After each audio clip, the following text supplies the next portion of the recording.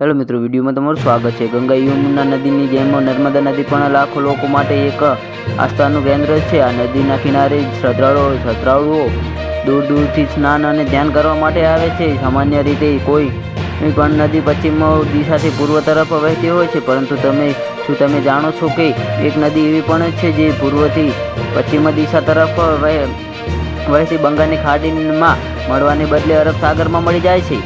તો જી હા મિત્રો, ભારતની તમામ નાની મોટી નદીઓમાં એકમાત્ર નર્મદા નદી એવી નદી છે જે વિરુદ્ધ દિશામાં વહે છે। આ નદીને આકાશની દીકરી પણ કહેવામાં આવે છે। એટલું જ નહીં, આ નદી સાથે પ્રેમ, વિશ્વાસઘાત અને એકલાપણુંની દંતક કથાઓ પણ જોડાયેલી છે। આ સાથે આ નદીને કુંવારી નદી પણ કહેવામાં આવે છે।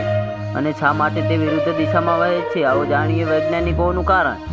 તો જે હા મિત્રો, દંતકથાઓમાં પણ એવું કહેવામાં આવ્યું છે કે નર્મદા એક સુંદર રાજકુમારીના રૂપમાં સોનભદ્રને પ્રેમ કરતી હતી, પરંતુ કુદરતને તેમનું મિલન મંજૂર ન હતું। નર્મદા સાથે લગ્ન પહેલા જાણવા મળ્યું કે સોનભદ્ર તેની દાસી જુહિલાને પસંદ કરે છે। આવી સ્થિતિમાં પ્રેમ પછી એકલતા અનુભવ્યા પછી નર્મદા કુંવાર રહીને સોનભદ્રની વિરુદ્ધ દિશામાં વહેવાનું નક્કી કરે છે। આ જ કારણે આજે પણ નર્મદા નદી વિરુદ્ધ દિશામાં વહી રહી છે। તો હા મિત્રો, અમારો વિડીયો કેવો લાગ્યો અમારી કમેન્ટ બોક્સમાં જરૂરથી જણાવજો, અને ચેનલ પર નવા હોય તો ચેનલને સબસ્ક્રાઈબ કરવાનું ના ભૂલતા।